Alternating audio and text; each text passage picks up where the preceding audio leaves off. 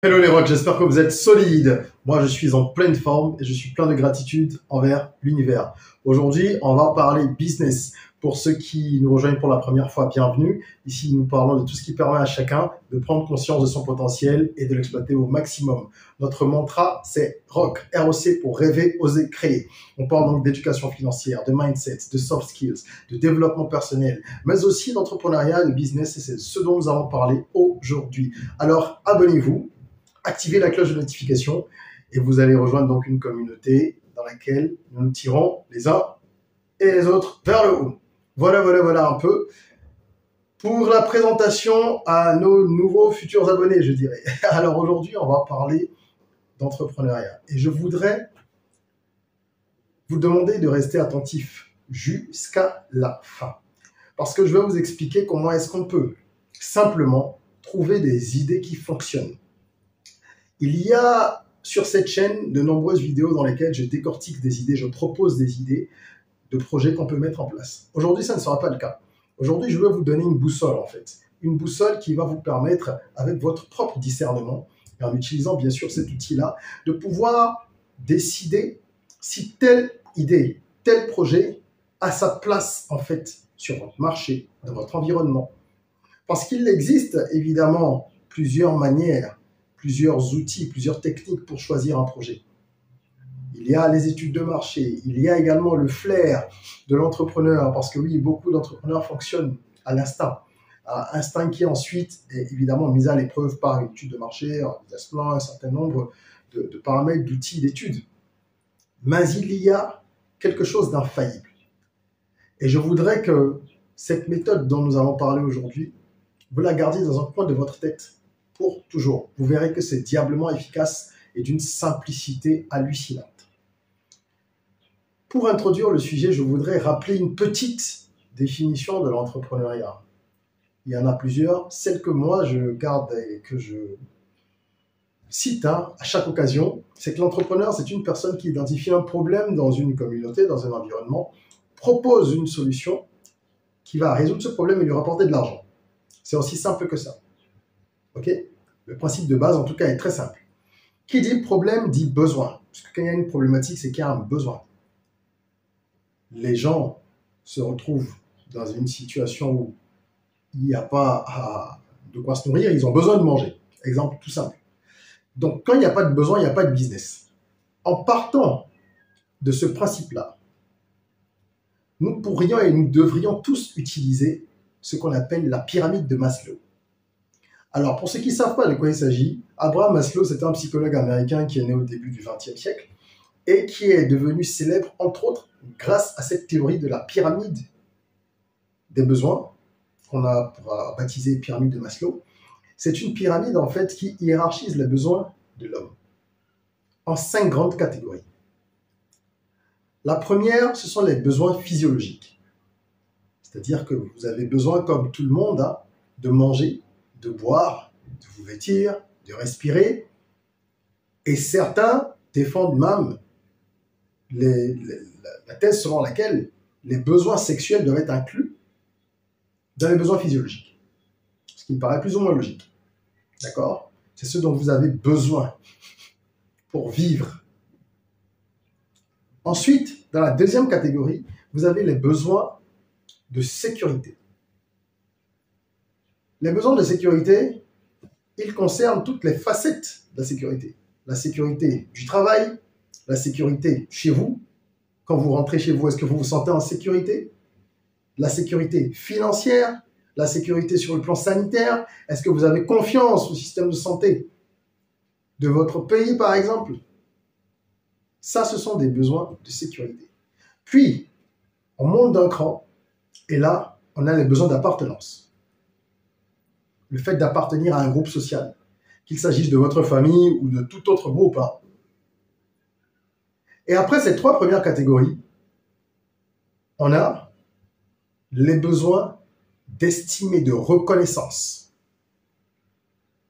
Là, on va parler par exemple des diplômes, le fait de gagner des prix, donc la reconnaissance de ses pairs. Pour certains, le fait d'avoir un iPhone ou une voiture de telle marque. Tout ce qui permet à l'être de se sentir reconnu par les autres, important. D'avoir une bonne estime de soi, mais aussi et surtout venant des autres. Et catégorie ultime, donc 5e catégorie, les besoins d'accomplissement, dit Maslow. À ce niveau-là, on va parler de la méditation, par exemple, l'envie de développer ses compétences, le développement personnel, la lecture, la pratique d'un art ou d'une discipline littéraire, peu importe, ou de la philosophie, tout ce qui vous permet de vous sentir accompli, au-delà de tous les autres besoins, qui sont somme toute en grande partie matériels ou liés à des interactions sociales. Voilà ce qu'on retrouve dans la pyramide de Maslow. Et Maslow, donc, était connu pour son approche très humaniste de la psychologie. D'où cette étude, qui aujourd'hui est très utile en marketing. Cette pyramide est très utile pour tous les spécialistes du marketing parce que lorsqu'on arrive à bien étudier les besoins des individus, d'une population, on comprend de quoi elle a besoin. On comprend ce qu'elle veut, on comprend ce qu'on peut lui vendre. Et c'est là que vous devez justement marquer une pause et vous poser la question suivante. Dans mon environnement, quels sont les besoins indispensables? Parce que ce qu'il faut retenir, c'est que la pyramide est comme ça, n'est-ce pas? La pointe vers le haut.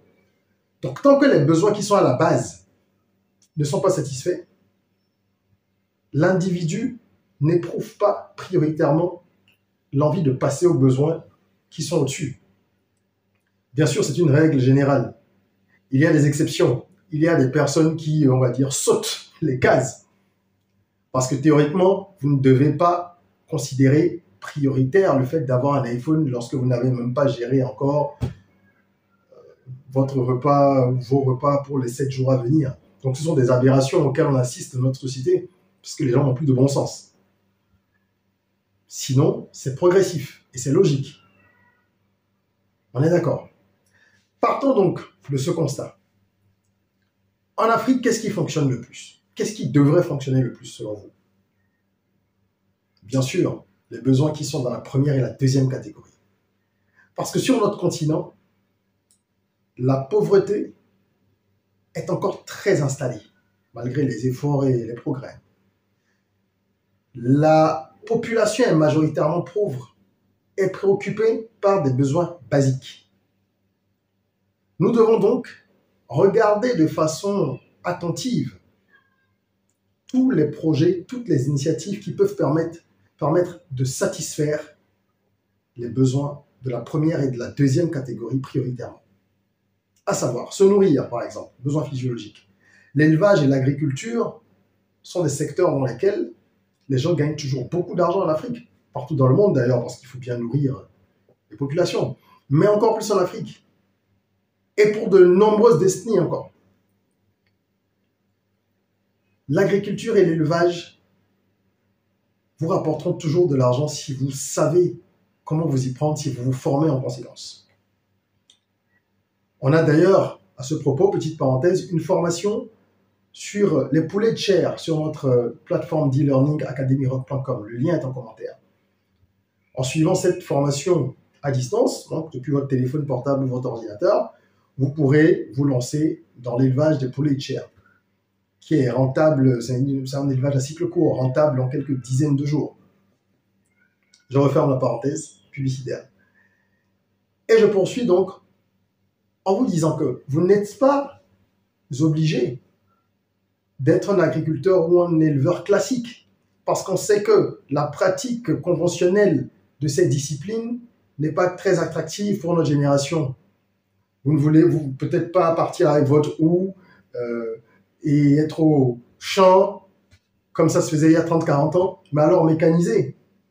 Si vous ne voulez pas ça, trouvez le moyen de mécaniser.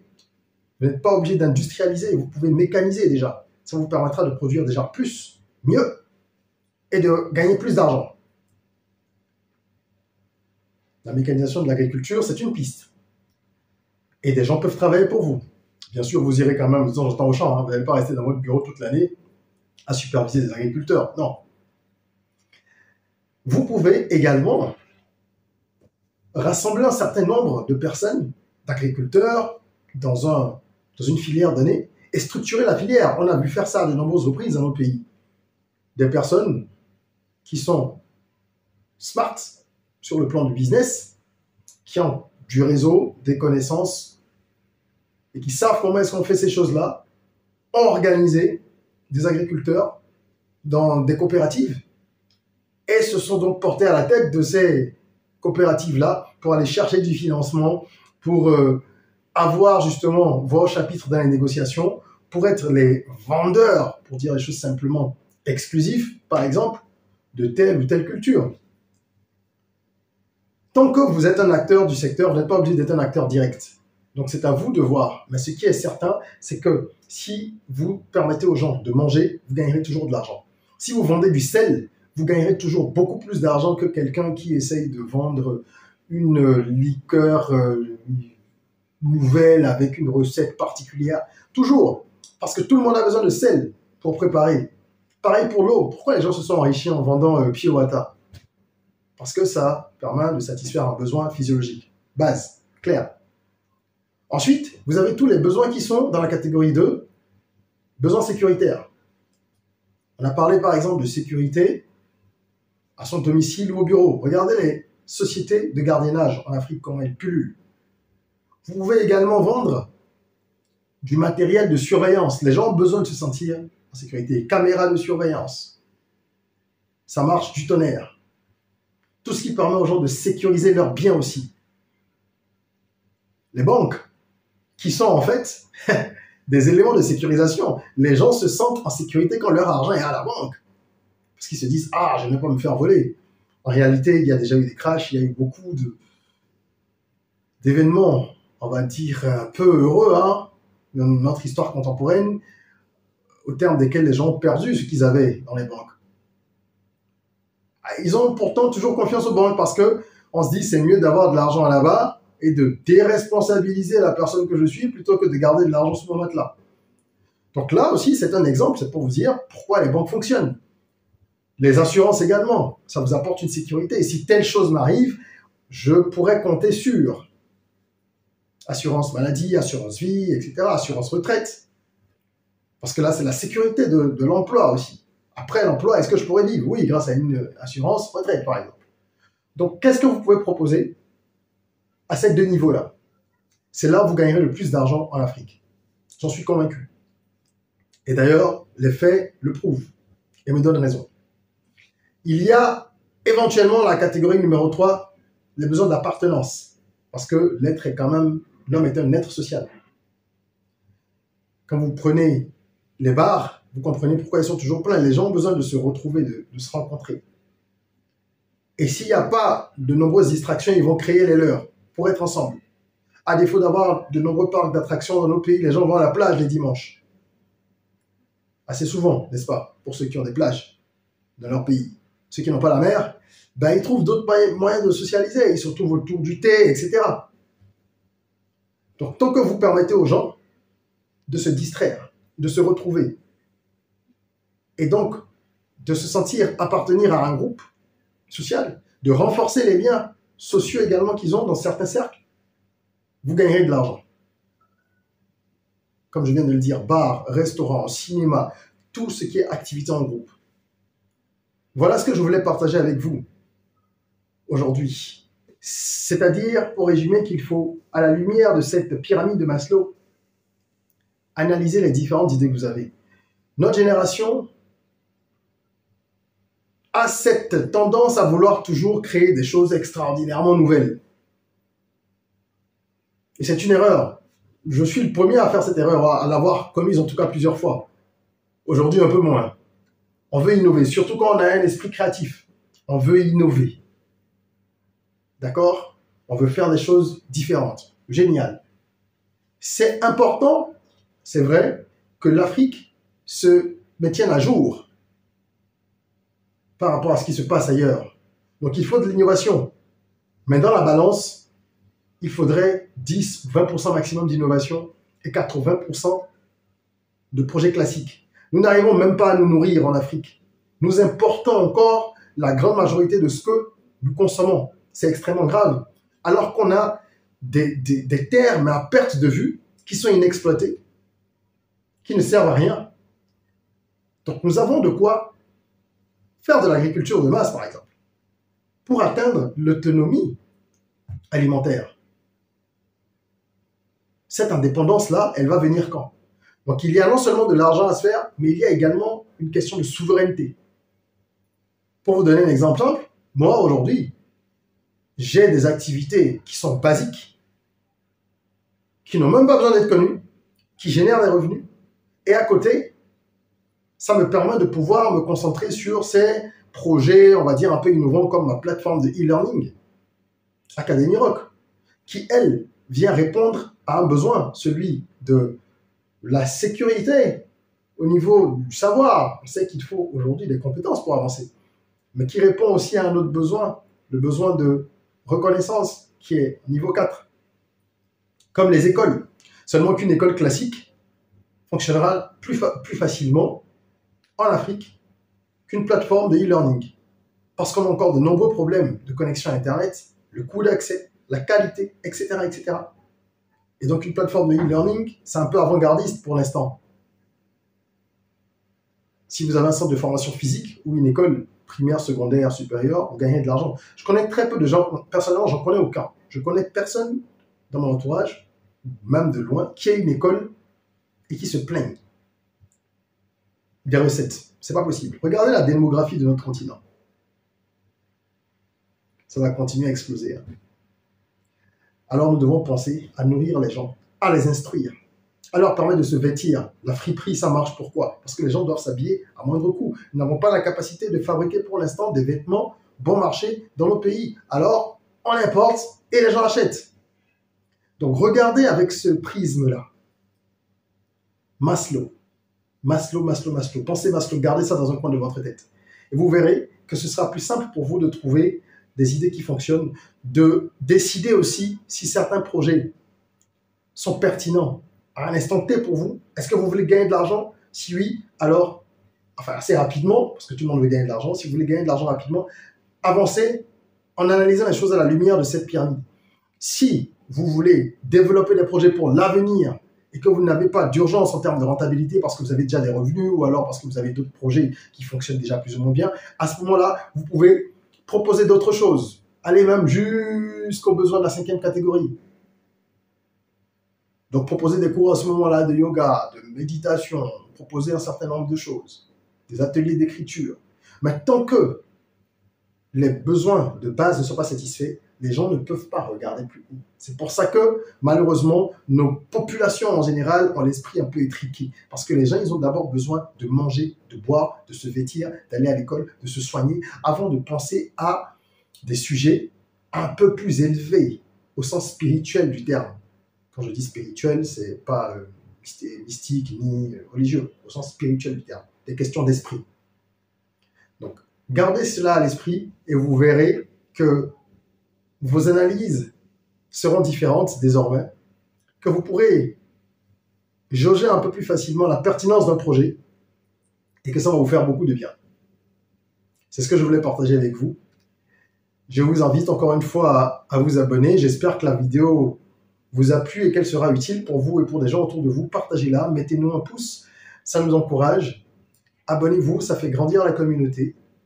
Et plus on est nombreux, plus on peut se tirer vers le haut plus rapidement.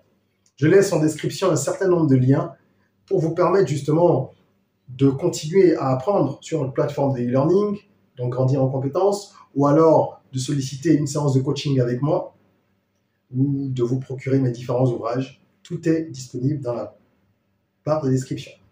Voilà, c'est tout pour aujourd'hui. N'oubliez pas Maslow pour pouvoir choisir ou définir la pertinence de ces projets. Et en attendant qu'on se retrouve pour une nouvelle vidéo, n'oubliez pas, prenez soin de vous, de votre corps, mais aussi et surtout de votre esprit, de votre mental. Rêvons, osons, créons, soyons rock.